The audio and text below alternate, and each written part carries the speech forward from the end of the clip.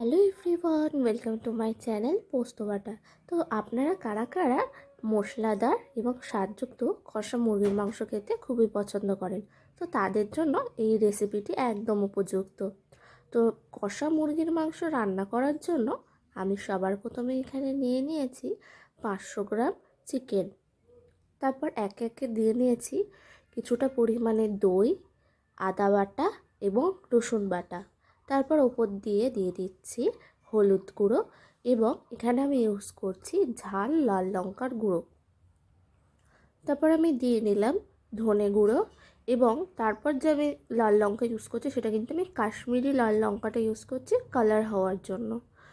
তো তারপরে স্বাদ অনুসারে আমি এখানে লবণ দিয়ে নিলাম। ওপর দিয়ে একটু সর্ষের তেল ছড়িয়ে ভালো করে ম্যারিনেট করে 15 মিনিটের জন্য আমি রেখে দেবো। আপনারা চাইলে এটিকে 30 মিনিটও ম্যারিনেট করে রাখতে পারেন।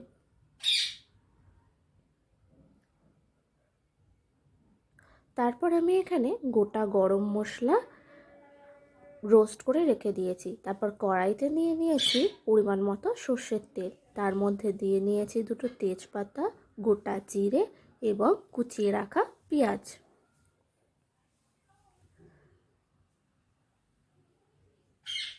পেঁয়াজটা ব্রাউন হয়ে আসলেই আমরা কিন্তু ম্যারিনেট করে রাখা চিকেন কষা যেরকম সুস্বাদু একটি বাঙালির জনপ্রিয় খাবার, তেমনই কিন্তু চিকেনের মধ্যে রয়েছে প্রচুর পরিমাণে প্রোটিন এবং ভিটামিন, যা আমাদের হার্ট, বোন এবং ব্রেনের সুস্থতাকে বজায় রাখে। তো দেখো এখানে আমার পেঁয়াজটা কিন্তু ব্রাউন হয়ে এসেছে এবং তারপরেই আমি দিয়ে নিচ্ছি ম্যারিনেট করে রাখা চিকেনগুলো। তারপর ভালো করে নাড়াচাড়া করে নিয়ে আমি এখানে সামান্য পরিমাণে 1 কাপ মতো জল দিয়ে নেব।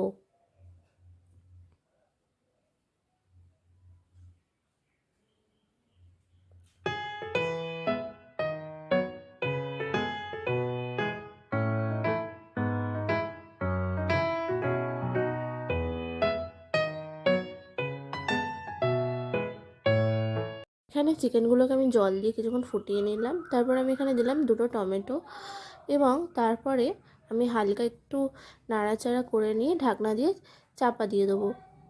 যতক্ষণ না চিকেনটি তেল ছাড়ছে বা চিকেনটি সিদ্ধ হচ্ছে, আমাদের কিন্তু ঢাকনাটা মাঝে মাঝে সরিয়ে একটু একটু করে চিকেনটাকে নাড়াচাড়া করে নিতে হবে। তো দেখো এখানে আমি ঢাকনা চাপিয়ে 5 মিনিট অন্তর অন্তর করে আমি নাড়াচাড়া করে নিয়ে আবার আমি ঢাকনা চাপা দিয়ে রেখে দিচ্ছি।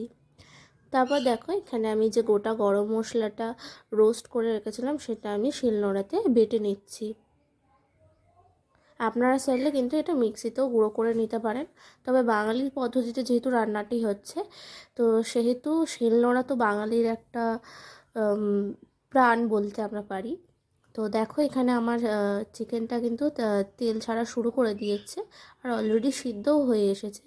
তো চিকেনের উপর থেকে আমি যে গোটা গরম মশলাটা বেটে রেখেছিলাম সেটা কিন্তু আমি ছড়িয়ে দিলাম।